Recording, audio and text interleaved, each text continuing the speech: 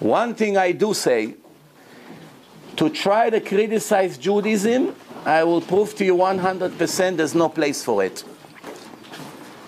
What are you going to criticize? That the Torah says you should not kill, you should not steal, you should be honest, you should be humble, you should not be a proud, arrogant person, you should respect every human being, Jew or non-Jew. You're not allowed to deceive any human being. You have to respect every human being, a being that was created in the image of God. What can you criticize? Remember, I'm not talking about the behaving of the people. I'm talking what the Torah has to say. The Torah says you should love your neighbor like you love your friend. You should be a great father. The women in Judaism are all princes. One by one. Each one of them is a princess. Not like some people out there think that the women are deprived. Not true. I had a lecture 2 months ago. It's on my website.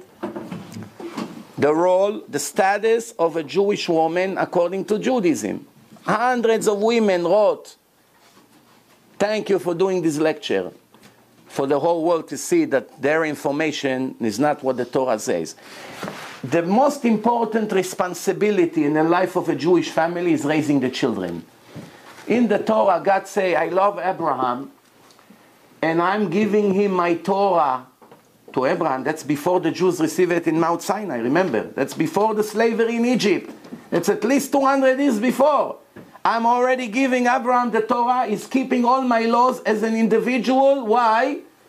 Because not only because he has faith in me, because I know he will transfer it to his descendants, to his children. He's a responsible person. I can rely on him.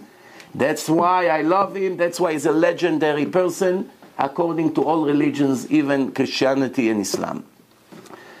A Jewish woman, God put the souls, the children in her hand. Most of the day she's with them, she's raising them, she's teaching them how to pray, how to believe, how to be honest, how to behave, how to be humble, how to follow everything. Most of the time, almost every father is busy, whether he's in yeshiva learning, whether he's in business. Kids don't see their father so much. If a woman wasn't important, would God put the future of his nation in the hands of the women? How would he do such a thing? Plus, only the Torah says that women has higher level than a man. The Torah says. We learn it in yeshiva. It's in the Talmud. Cannot hide it. What does it say? A woman's wisdom naturally is higher than a man. Also it says that a husband must respect and love his wife like himself and more than himself. Buy her gifts, treat her, help her, do everything according to his financial abilities. If he's a wealthy man, he has to bring her help and do all kinds of things. Buy her the best clothes, jewelry every holiday. No man allowed to hit his wife. No man allowed to disrespect her. Women are free to go to get jobs anywhere they want. We have in our community women who works, they control companies, presidents. No one would say to a woman, you're not a kosher woman or you're not righteous because you are a doctor or because you went to college or anything like that. And if there are people who try to say it, they are against the law. That's not the law of the Torah. Women always worked in the time of the Talmud. They worked in the market, they worked in a business, they worked many times. But the husband has a responsibility to take care of the financial needs on his family, not to throw it on his wife. But if the wife agree to work, that you should learn and we both going to have a much better, holier house, then it's no problem. If it's a mutual consent, everyone agreed, no problem. But to force, it's against what you signed on the day you got married. You must support her, give her attention, give her what to wear, what to eat, and money to use. 100%. Raising children. Raising children. This is the future of the nation. If the people would not receive the Torah education, we have no future.